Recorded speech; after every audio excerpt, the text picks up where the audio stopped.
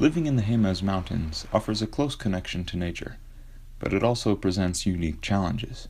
For communities in the Jemez, forest fires are an annual concern, and as the region experiences drier and drier years, fire poses an increased threat. Tom Swetnam is a retired professor of dendrochronology at the University of Arizona. He lives here in Jemez Springs.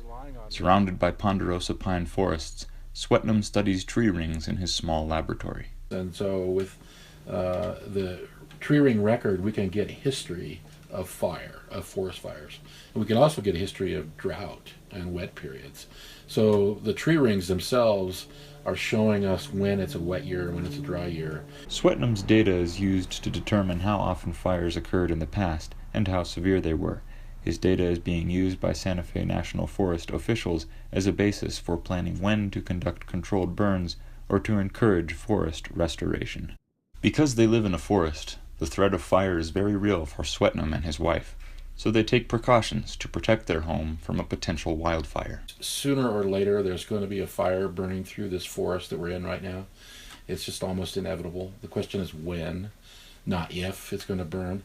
So the thing is, you want to try to make your property as fire resilient and fire safe as possible. This view here right across down from us is my property, and actually you see how open the forest is right here?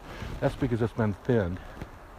That is, we came in with chainsaws and took out a lot of the trees and opened it up. And so this is a lot safer kind of an environment for fire. Part of Swetnam's research involves measuring moisture in the soil. His recent findings present a bleak outlook for this year's fire season. So I'm saying the 1st of April, the dry soil conditions are like they were in June of last year. So we're 2 months ahead.